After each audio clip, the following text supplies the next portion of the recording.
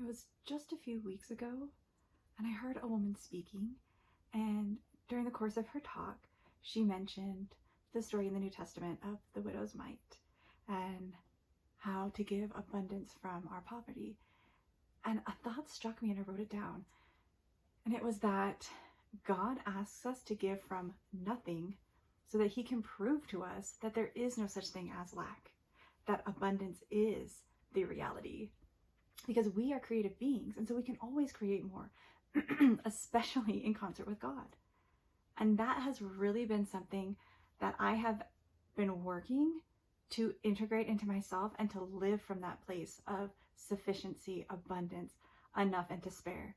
Because a lot of my life, it has felt like the opposite, or it felt like I've had to hold on so tightly because what if more isn't coming?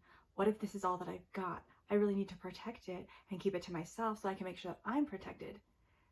And really taking on that role of provider that God is supposed to be for me and trying to take that on myself. So I was reflecting on other examples, and they all seem to be kind of widow related.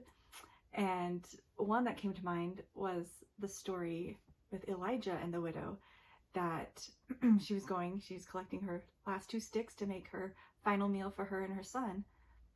But then Elijah blessed the barrel of meal and the cruse of oil so that it lasted until the famine had passed. And so from this little bit that they had left, it was able to sustain them until they were able to come up with other food alternatives. And then Elisha, another oil story where the widow was in a very desperate situation where her deceased husband had left debt behind, and the creditors were wanting to take her 2 sons as payment for that debt. And so she was very much in a situation where she did not want that outcome to be how the debt was resolved, and pleaded with Elisha to help her. And I think it's so fascinating because his question to her was, well, what do you have? Like, what do you have to be part of this equation and part of this solution? And she said, I have some oil. And he said, okay, round up all the vessels that you can get your hands on and fill them all up with oil and then sell them and repay the debt. And so she sends her sons off to collect from all the neighbors, all their acquaintances, any available vessel that could be procured, and pours out this oil and pours and keeps asking for vessels and keeps pouring into them. And then she's ready for the next one. And they're like, you've filled them all. There aren't any more vessels. And so she takes the oil, sells it, and is able to repay the debt. All from a small, and perhaps it was large, but a single vessel of oil was able to fill many times over. And that, it feels sometimes like too good to be true, right? Or like this must be more of a parable than a reality. But then you think about stories, Jesus even, right? Where feeding the 5,000. Okay, what do we have? What is available? Oh, we have 5 loaves and 2 fish. And being in that boy's shoes, it would have been so easy to be like, well, I'm hungry. I want to keep this for myself.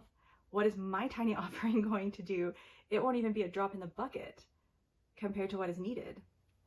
But it becomes this wonderful opportunity to partner with God and to really show that we trust that he is the provider, and that none of this is like a trick or a way to like snatch something from us that belongs to us, and that it's somehow going to be inequitable, when in reality it is inequitable because we are able to receive so much more from him.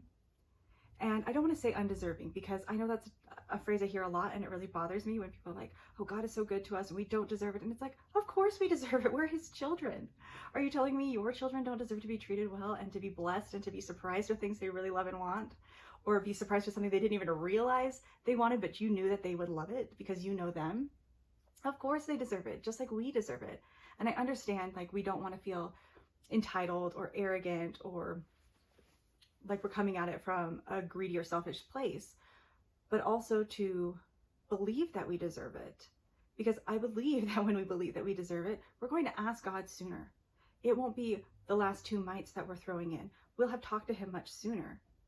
It won't be when we're down to like the last scoop of meal and the last few drops of oil. before we finally are desperately praying for help. But that we can realize that no matter what we have to offer, you know, it might feel very MacGyver-ish, like here's these disparate random little pieces that I have to offer, but God can make miracles out of that. And I think it is his true pleasure to surprise us, to delight us, to create this sense of awe that, whoa, look at what happened. Look at what he was able to take. And because I was willing to invest in this exchange, I was willing to partner with him. Look at what he has created. You know, it could be, oh, I have a phone, I have a tripod, and I have a free Canva account. What can we do with this? And watching to see what he inspires you to do, what you're able to make, that just starts to kind of blow your own mind. And you realize there is so much infinite possibility that we have been leaving on the table that we have not even been accessing or scraping the surface of, because we think in such finite and linear ways that I have 1, 2, 3, 4, 5 things. That means I can only do 1, 2, 3, 4, 5 things with it. Whereas God is like, no, think bigger, and partner with me, and let's create something really remarkable.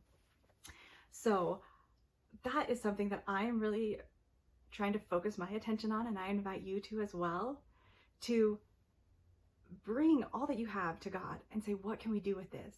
And then to not wait until we're in these desperate straits where we're down to just like a few molecules left, that we can start creating from greater abundance, creating even more abundance. But even if we have let things get down to the very dregs, that's still something for God to work with. And again, back to the story of the 5,000, it just is so incredible to me that here he feeds 5,000 plus people, and not only are they filled, but then there are baskets left over, 12 baskets full. So he doesn't just provide the bare minimum, just enough to eke by, but he's like, no, we are going to do this all the way and then some, and there'll be plenty left over.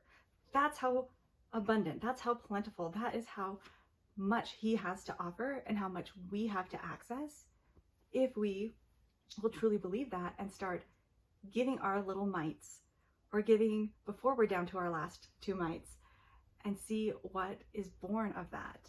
And I just testify from the little actions that I have been taking and the little offerings that I have been giving, as it's kind of this tentative step forward, like, okay, I'm gonna give this a shot, and seeing how much he is able to bless and make more of me and more of my resources than I originally thought was even possible. So I just invite you to go to the Lord in prayer and ask him, okay, where am I being stingy? Where am I living smaller than is necessary?